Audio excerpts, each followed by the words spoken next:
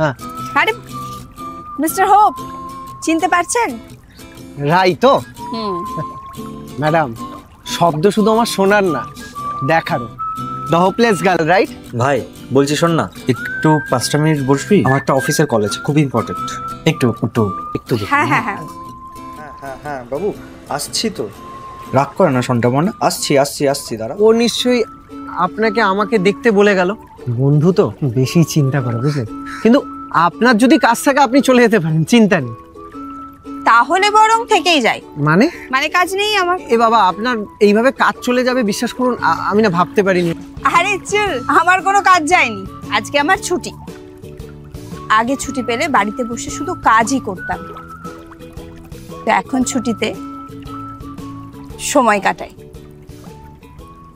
শুধুমাত্র নিজের সাথে। ও, তাহলে তো আমি মনে হয় উড়ে এসে জুড়ে বসলাম আপনার নিজস্ব সময়। হেই না না, এরকম কিছু ব্যাপার না। সেদিন আপনি যে কথাগুলো বলেছিলেন সেই কথাগুলো যে আমি জানতাম না এরকম কিন্তু নয়। কিন্তু কি জানেন তো, লাইফের রেসে দৌড়াতে দৌড়াতে আমরা অনেক সময় জানা কথাও ভুলে যাই।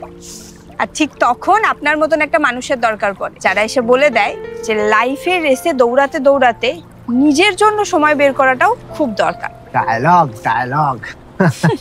আপনি নিজের জন্য লেখালেখি শুরু করুন, বুঝলেন? বাংলা সিনেমার যা অবস্থা আপনাকে লুফে নেবে। করেছি, কিন্তু শুধুমাত্র নিজের জন্য। একটা লাইন খুব ফেমাস, জানেন? একলা চলো। কিন্তু তার আগে একটা সেন্টেন্স আছে, যদি তোর ডাক শুনে কেউ না আসে তবে একলা চলো। একলা চলার আগে ডাকতে ভুলবেন না কিন্তু। বাবা, লেখালেখিতে আপনিও তো কিছু কম না দেখছি। বাই দ্য ওয়ে, নতুন লুক, হিরো হওয়ার ইচ্ছা হয়েছে বুঝি? ভালো লাগছে?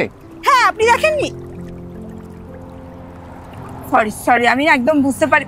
না না, ইটস ওকে।